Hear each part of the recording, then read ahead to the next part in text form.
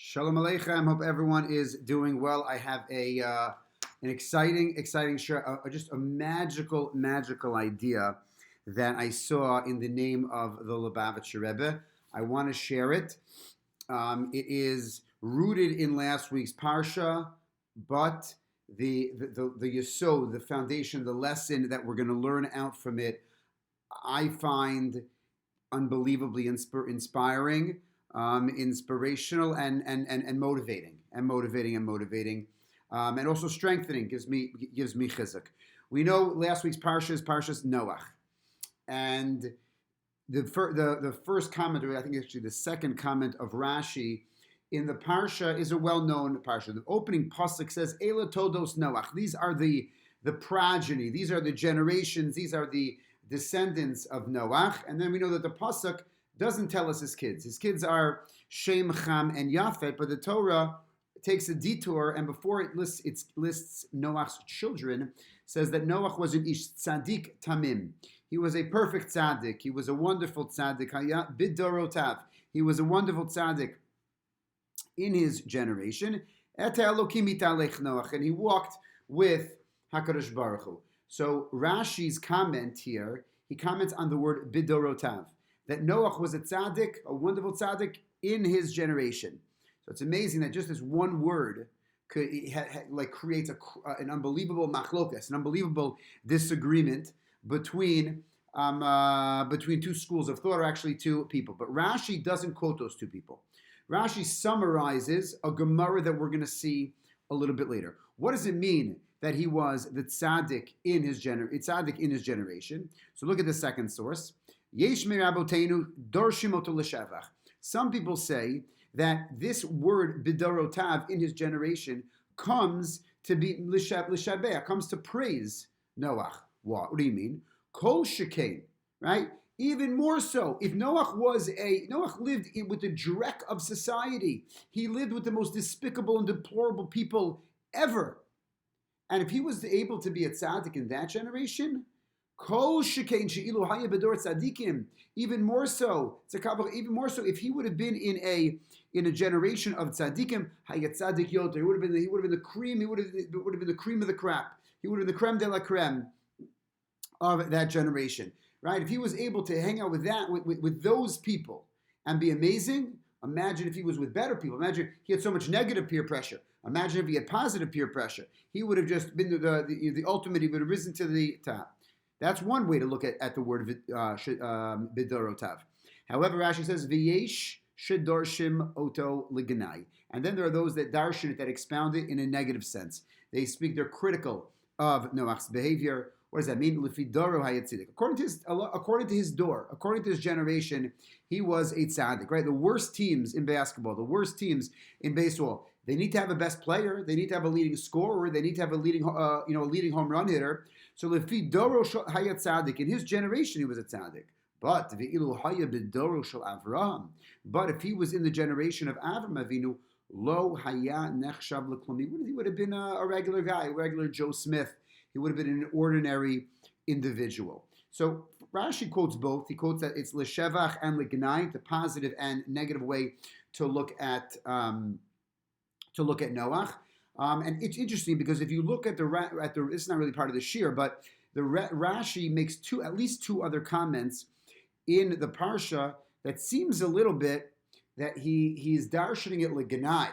He's darshaning, he's expounding and explaining that really Noach wasn't all that on a bag of chips, right? He wasn't that. The first comment is that in this pasuk it says, Eta Elokim italech Noach. He walked with God. Whereas, and Rashi contrasts Noach to Avram Avinu. That Avram, the pasuk in this week's parasha, says that he walked in front of, Avram walked in front of HaKadosh Baruch Hu, meaning that, and Rashi says, that Noach almost needed the support, right? Someone hurts their ankle, or perhaps there's an elderly person that can't walk well. So you're always holding that person, you're supporting that person. What does it mean that Noach walked with HaKadosh Baruch Hu? Of course he walked with him, because HaKadosh Baruch Hu at every moment needed to support Noach. But really, Avram Avinu could walk on his own 2 feet. Then we say also that Noach enters into the Teva, and the pasuk says, "Mipnei mei hamabul." What does it mean? He walked into the Teva amongst the waters of the Mabul, amongst the waters of the flood. So Rashi says there, yeah, you know what? Noach didn't really believe 100%. Noach didn't really believe 100% that there's a Mabul coming. Noach, that there's a flood coming. He was a little bit skeptical about that, but then once it started to rain, then he walks in. Mipnei mei hamabul. There's a beautiful idea. When I was getting my master's degree in Azrieli, part of Yeshiva University in Jewish education, so I had a phenomenal professor, Rabbi Dr. Chaim Feuerman, an amazing, a regal man, a tremendous Talmid Chacham, a wonderful person. He had a beautiful idea in chinuch, right? We know that it took Noach 120 years to build the Teva. What was the purpose of 120 years? So Rashi tells us that because the idea was he was supposed to get the word out that he's about to destroy, that Hashem's going to destroy the world, and the people should start doing tshuva, and you got to get better, right? And he was supposed to be makarev people, inspire people, and have people do tshuva. And we know that he stunk. He was the worst NCSY advisor. He was the worst Kiruv guy. He would never get a job at Aish. He would never get a job at Chappelle's or any of these places. What happens? It's only his family. Only his family survives. So what's the reason? So Foreman said a beautiful idea. Why was he not able to inspire? Not even one person, right? Not even one person was able to turn on to Judaism and turn on to Judaism just to morality and to be living an ethical lifestyle. So Foreman said, you see from this Rashi, Noach didn't really believe it. And if you don't really believe what you're preaching, you're never going to be successful. What a beautiful idea for every educator, even for parents also. Sometimes it's when you don't believe something, it's hard to give it over to your kids. That we learn from that Rashi. But the Rashi really is just summarizing a Gemara in Sanhedrin. And he summarized it and just says there are people that expound it positively and there are people that look at it negatively. But the Gemara gives us a couple more details, and those details, according to the Lubavitcher Rebbe, are going to be of the utmost importance. Once again, we're in source 3. Eila todos Noach, these are the, right, quotes the pasuk. Eila todos Noach ish tzadik tamim yabedorotav. Amar Rabbi Yochanan. Rabbi Yochanan, he is going to explain it in the negative. B'darotav, what does it mean? B'darotav, v'lo b'darot achir, but not in other generations. V'reish Lakish, right? Reish Lakish and Rabbi Yochanan were second, I think they were second generation Amoraim, right? Rav and Shmuel were the first generation of Amoraim. And then Rabbi Yochanan and Reish Lakish, they're bar plugtas, they argue a lot, right? You have Hillel and Shammai, you have Rav and Shmuel here, and then you have another main bar plugta people that argue constantly are Rabbi Yochanan and Reish Lakish. Reish Lakish says, no, B'doro Tav in his generation is positive. Kol shekain b'doro sacher. He was good in that generation, even more so he would be in other generations. Amar Rabbi Chanina. Rabbi Chanina and Rabbi Yoshia, for some reason, I'm not sure why the Gemara needs to include this. I think we understand the machlokas, the disagreement, the conversation, but he wants to give us a parable to what is this comparable to. Amar Rabbi Chanina, end of the second line. Mashal the Rabbi Yochanan l'mahadavar domer. Rabbi Chanina is going to try to explain to us. Rabbi Yochanan is the negative expounder. Give me a parable that what I can compare this to. So he says in the middle of the third line, L'chavi shel yayin, have a barrel of wine, shetemunechas b'martef. You have this barrel of wine that is placed in a martef. A martef is a cellar, but it's a cellar that's filled with tons of vinegar, right? Or shel chometz. Chometz is vinegar. B'mekoma, in its place, right, with the vinegar, the reichanodef, right? There's a noticeable. The wine is noticeable because when you contrast it with the vinegar, right? The smell wafts, the smell goes, and you can smell it. So Yochanan is saying, yeah, you know what? With that smell, right? With the smell, with the vinegar, it goes. But shelo b'makoma, what happens if you would only have the wine by itself? It's not so wonderful. Amar Rabbi Yoshia, that's how he explained Rabbi Yochanan. But Amar Rabbi Yoshia, mashal the Reish Lakish to Madav V'Domer. What is a parable? What is a potential parable to what Reish Lakish says, which is negative? Litzluchis shel palioten. What happens if you have a flask of balsam oil, nice smelling oil? Shahaita muneches b'makom hatinufes. Right? What happens if you place that nice smelling flask in a place of filth, a place of excrement? B'makoma reicha nodef. In a place you'd be able to smell it a little bit. But v'chol shekain b'makom habosem. But what happens if you would smell it in a bigger place, right? In a clean place, right? The negative smell, the filth, the excrement, it outweighs, or it makes less, right? It decreases the beautiful smell of the oil when it's in a gross place. But if you put it in a regular place, then the smell is even better. So according to Reish Lakish, yeah, he was a tzaddik in that negative generation. But if he was with better people, he would have been even better. So I want to understand, or the Rebbe wants to explain, why Dafka Rebbe Yochanan and why Dafka Reish Lakish. What is it about their backgrounds that can give us, can help us understand why Reish Lakish looked at it as a positive, and why did Rabbi Yochanan look at it as a negative? Why did he also? The Mishnah tells us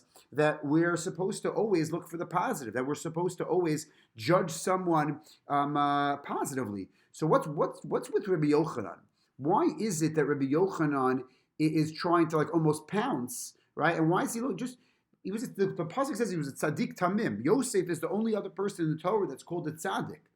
Why do you have to jump on Noach not being a tzaddik? That if he was, he wouldn't have measured up if he was in the generation of Avram, Yitzchak, or Yaakov, or Moshe, or David, or Yosef, whoever it was, right? It doesn't seem like such a Torani type approach. So he says, let's try to understand who Rabbi Yochanan was and who Reish Lakish was, and once we understand who they are, we will better be able to understand both approaches, the approach of Rabbi Yochanan and of Reish Lakish. So, who is Rabbi Yochanan? We're in the Gemara in Kiddushin. Amar Rabbi Yochanan. Rabbi Yochanan says an amazing comment. The Gemara in Kiddushin over here, Lamed Aleph, Lamed Bet, is the mitzvah of Kibbud Av V'Eim, honoring our mothers, honoring our fathers, honoring our parents.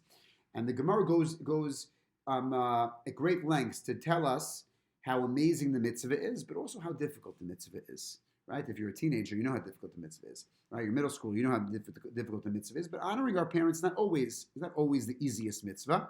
It's not always the easiest mitzvah.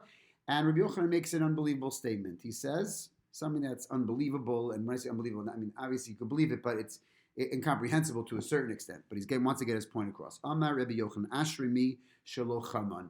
Rashi explains, fortunate is a person that never met their parents, that never knew their parents. Why? Because the mitzvah is so difficult, and you're going to fault. You're never going to do it well. There's always more. There's always more that a person could do. So Ashri mi shelo chaman. Right? Unfortunate is a person who never met their parents. So then the Gemara explains what that means, right? So Rashi explains that it means that it's such a difficult mitzvah. Then the Gemara says, Rabbi Yochanan ki ibartu imo meis aviv, that his father died when his mother was pregnant with him. When he was still in his mother's womb, his father died.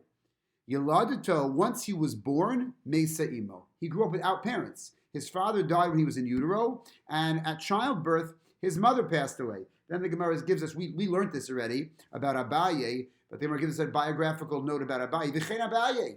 And so to Abaye also, he was an orphan. The Gemara asks, Ini, is that so? Was Abaye really an orphan? V'ha'amar Abaye. Sometimes Abaye says, Amr li, my mother taught me, my mother told me. The Gemara says, no. No. He was raised, one of the people that raised him was one of his nurses. And when he says, my mother taught me, he is quoting one of his nurses. Fine. So Rabbi Yochanan grew up without parents. He had a nurse take care of him. But the Yerushalmi tells us, I didn't put this source down, but his grandfather put him into learning very, very early. His grandfather put him into yeshiva when he was very, very young, and he went to learn with some of the greats. And one of these quick stories is in the Gemara of Chulin. Chulin is maybe, in terms of the pages of the Gemara, Dapim of Gemara, might be the second, or Bava Basra is the longest, right? Chulin has 132 blot. This is on Daf Kuf Lamed Zayin, 137. Chulin is maybe the second or third, in terms of pages, longest Masechtas in Shas. Just a good trivia question. Brachos is really the longest Masechta. It has the most words. Bava Basra has the most blat, but the pages of Gemara are very, very small. That usually means they're very difficult, because that means there's a lot of commentary. Right? A lot of commentary means there's a lot to say, so it's usually a little bit more difficult. So there's a conversation here between Rabbi Yochanan and Isi Barhini. Isi Barhini was another rabbi, another Amora. So Amar Le Man Reish Sidra Bebavel. Who is the head of the yeshiva? Who's the head of the seder of the yeshiva in Bavel, in Babylonia? Amar Le, right? Both Reish Lakish and Rabbi Yochanan, I think they both grew up in Sipori, in northern in northern Eretz Yisrael. But they're asking, who's the head of the Beis Medrash in Bavel? Amar Le, Abba Aricha. It's the big tall one, the tall Abba, the tall father. That's what Isi Barhini answers Rabbi Yochanan. Amar Le, Rabbi Yochanan's taken aback. Amar Le, Abba Aricha Karis Le. You're going to call Rav. He's talking about Rav. The Abba Aricha is Rav.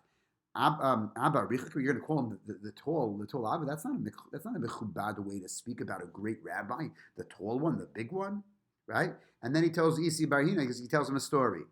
The Chirna kad hava yasivna achar yud zayin shuran acharei derav kamei derebi. I remember sitting in Shiur. This is obviously when Rav had, from Bavel, he moved to Eretz Yisrael. Okay, that's why very often in Shas Rav will say, I remember in Bavel. So here we say this is obviously when he came and he was giving Shiur in Eretz Yisrael, and Rav Yochanan is saying, I remember a long time ago when I was sitting in Shiur, and Rav, I was 17 rows. I was in the 18th row. I was 17 rows behind Rav, and Rebbe was giving Shiur. Rebbe is giving Shiur. Rav, and the order was, imagine if we did this in 2020, parents would be up in arms, the best students in the front, and then it goes all the way back. There's an old picture of Rav Soloveitchik giving Shiur, and you see right in front is Rav Shechter like this. If you ever know Rav Shechter, when he listens very intently, and he puts his hand on his cheek a little bit. He looks, he's concentrating, and on the side you see Rabbi Willig. Might have been like that in the 50s also, that the star Talmidim were in front, and then it was all the other people. Mahler was all the way in the back. So Rabbi Yochanan is in row 18. He's 17 rows behind Rav, and what does he say?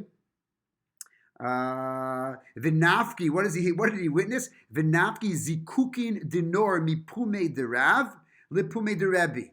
When they were speaking Torah, I saw these like sparks of fire. Right, these sparks of fire would come, mipume de Rav, would leave Rav's mouth, and they would like almost enter into Rebbe's mouth. Umipime de Rebbe, lipume de Rav, and these sparks of fire would leave Rebbe, who's teaching, and they would enter into Rabbi. They were like talking in Torah. It was such an experience, like malachim all over the place. It would be like they were, fire was being given back. The lace on a yada mahain amrin, and I had no clue what was flying. The lace on a yada. I did not know mahain amrin, what they were talking about. Right? I've been in that situation many times. My first day in Morash HaKollel once, I remember Rabbi Willie was giving Shiur, and I was there. I was just after my Shana Aleph, and there was a guy, Rabbi Yaakov Warblowski, a monstrous Talmid Chacham. He must have been 6, 7, 8 years older than me. He was there, and Rabbi Willie, 4 minutes into Shiur, said something, and Rabbi Warblowski said, "But that contradicts Tosfos' comment in Maseches Nida." I was like, "Whoa, I'm in the wrong place over here." But Shiur got better, got a little bit easier after that. But here, Rabbi Yochanan, why I'm pointing this Gemara out is to say that when he was younger, he went to yeshiva. He had a Jewish education from a youngish age. And then we have a comment about Rebbe. Remember, Rebbe's teaching, and Rabbi Yochanan is all the way in the back in row 18. And what does he say? Rabbi says about Rabbi Yochanan in Psachim, Amar Muftach Ani, I am positive, I am confident, Ani Bezeh, Shemorah Rabbi Yisrael, that this Rabbi Yochanan is going to be a Morah, he's going to be a great rabbi, he's going to be a tremendous posek. And it wasn't so long after that, the Gemara says in Psachim, that Rabbi Yochanan did become a great rabbi, he did become a Morah, and that is it. Then we have a very famous Gemara, and this is going to be the last of the sources, and then we're going to put together this whole idea of the two Reish Lakish and Rabbi Yochanan. Amar Rabbi Yochanan. Amazing that the Gemara even addresses this, that this is it seems to be a value of some sorts. Rabbi Yochanan makes the comment. Well, we're not going to delve into this comment. Ana ishtaraye mishapire Yerushalayim. Rabbi Yochanan was very, very good looking. He was gorgeous. He was beautiful. And what does he say about himself? I am one of the remnants. I'm one of the only remaining ones of the beautiful people, of the gorgeous, magnificent, beautiful people of Yerushalayim. Mishapire Yerushalayim, Shifra, right? That means beauty. So he's saying, I'm one of those leftovers.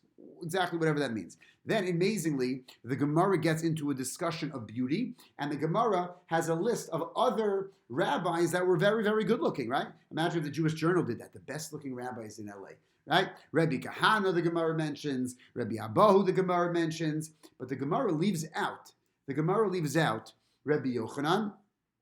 And then there's, so how could Rabbi Yochanan be so good looking if he didn't even make it into this list of, the top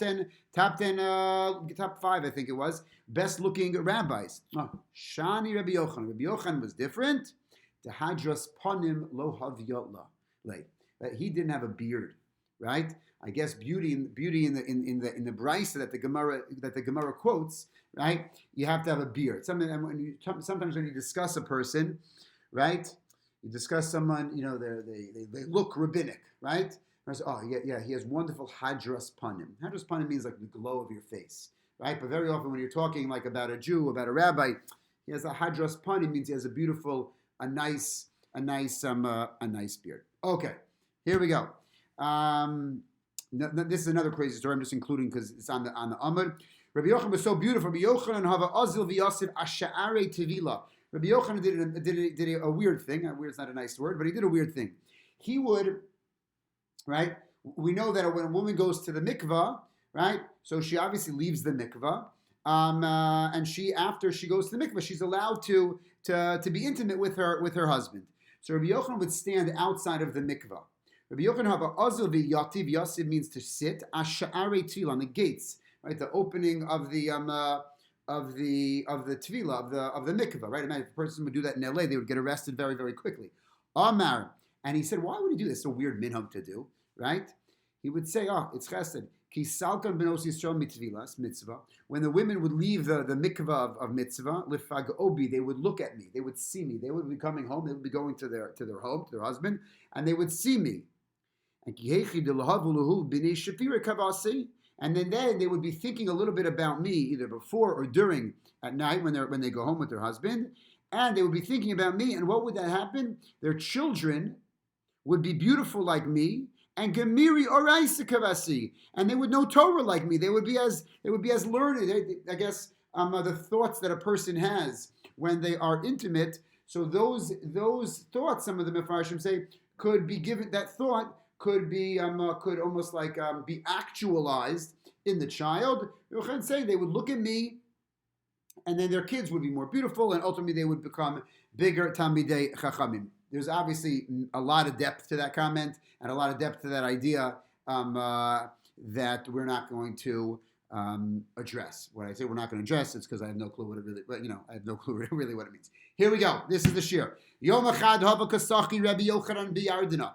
One day, Rabbi Yochanan is swimming biyardina, in the Yarden, in the Jordan River. Chazi Reish Lakish. Reish Lakish sees him. Vishavali Yarden Abasrei, and he jumps off a very high tree into the water because he sees Rabbi Yochanan swimming. The Mitzudas David, one of the Mefarshim, says, why did he jump in? What's he doing? He's risking his life. It was a big jump. he thought, remember, he doesn't have a beard, and he was so beautiful. He thought it was a woman. So he was jumping, Rish Lakish was jumping to be with this woman in the water. That doesn't sound like Rish Lakish. So I didn't put it in the Makoros, but Rish Lakish had a very checkered past.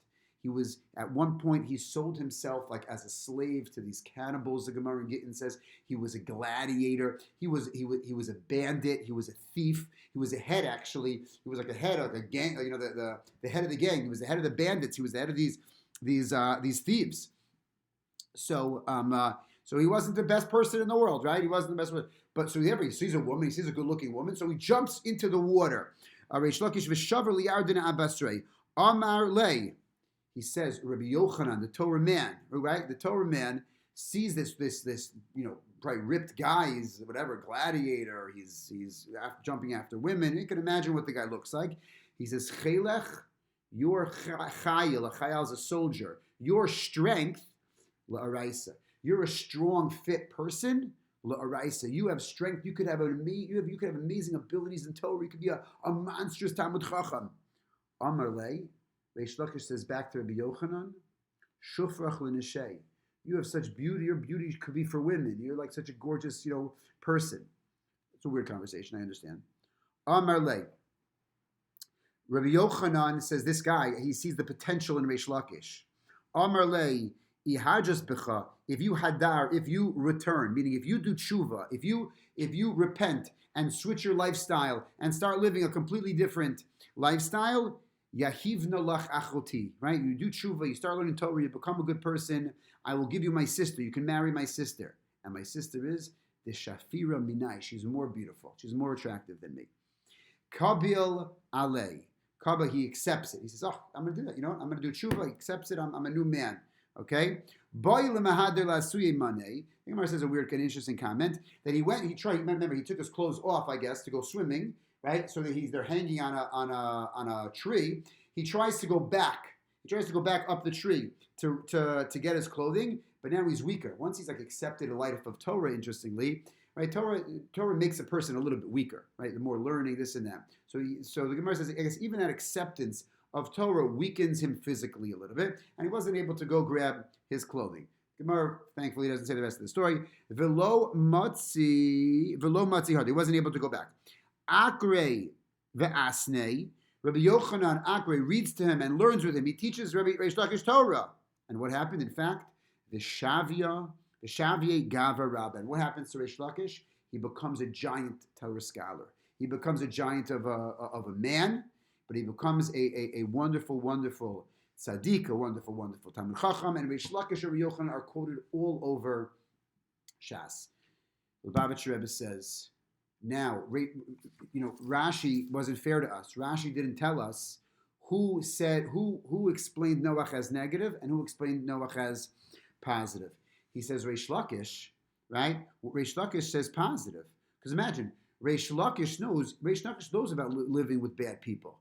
He knows about living, with this gang and with these thugs and with the lower class citizens of the world, and he knows the potential of a person. So he says, wow, I know what it's like that, and I know ultimately what I became. So imagine if Noach had positive peer pressure. Imagine what Noach could become. Beautiful, right? But again, let's get to Rabbi Yochanan. Right? Rabbi Yochanan was besides the very difficulty of his life at the beginning of his life, he was a wonderful person from the beginning. So sometimes we read, let's say, art scroll biographies, or it could be biographies about many people. And it's the Jewish biographies, I think, that are actually, we can be critical of them. They're the worst at this. Most of the biographies that you get, these people were learning everything at 5 years old. And they were tzaddikim at 7, and they knew Shas at 8, and they were like the holiest people they know. They came out of out of the womb, with like angelic. They never did an Aveira. They never had a Yitzhahara. And sometimes reading those, they can be very inspiring stories, but it's also like, I know me. I know all of my skeletons. I have a very strong Yitzhahara. How am I ever going to be great? How am I ever going to be great? So the Lubavitcher Rebbe, remember, the Lubavitcher Rebbe looked at almost everything in such a positive light. He says, no. Rabbi Yochanan's not putting him down. He's not disparaging Noach. He's telling you, you know what? The whole world came from Noach. The whole world. We wouldn't be here. The world would not have existed without Noach. Noach saved humanity. He saved the world. We don't know if Shem, we know, right? We also know that Noach was a regular person. What did he do right after? Right after he was saved from the table, he goes and he plants and he gets drunk. He's got a Yetzer Hara. He's a regular person, but he saved the world. He's an ordinary human being. And ordinary human beings can do amazing things. He's not being negative. He's saying, Mahler, you're a regular guy. Mahler, Goldberg, Schwartz, Weinberg, whoever you are. You're regular people. But you can make a major, major impact in the world. You can start this organization and learn with this person and do this chesed and daven for that and lead it, learn it, lead a Tehillim group, which start this, there was an article in Mishpacha this past week about Shmuel Bachner. He was a regular person, a regular businessman, and he started the amazing, he couldn't have children for 20 years. He never had children, and after 20 years, basically he started this wonderful organization called Bonei Olam. Bonei Olam, basically, it's an organization for people who struggle with infertility, and the amount of children that are born because of all the hard work of the Bachners. They were regular people.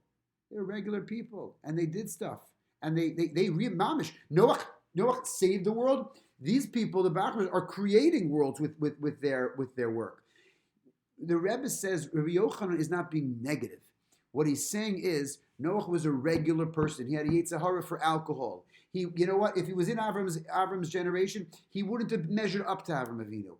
But you don't need to be an Avram Avinu. You don't need to be, or Moshe Feinstein or Vilna Gaon or Chassam Sof. You don't need to be those people. You could be a regular person in Los Angeles who says, you know what? I'm going to listen to Rebbe Mahler's Talmudic tales and his Aggada to Shiur and say, you know what? I could also be great. Even though I'm regular, even though I suffer from this, and my marriage isn't the best marriage, and I might have had an addiction problem, and I may be sometimes depressed, and whatever. I don't always make minyan. I don't always, I speak Lashon Hara sometimes. But you know what? I can do great things. Noach did it. He was a regular guy. I can do it as well. So he says, Rabbi Yochanan's vart. Rabbi Yochanan is such a, he's not being negative, chas v'shalom. He's speaking to everybody. Reish Lakish is speaking to people, that come from the dumps, and they make it up. Rabbi Yochanan speaking to everybody else. I find this to be I'm ready to do something. I'm ready to change the world. So I got to change the world, so I got to go. Everyone have a great week. Be healthy, be happy, daven, do mitzvos, and I look forward to learning together next week. Again,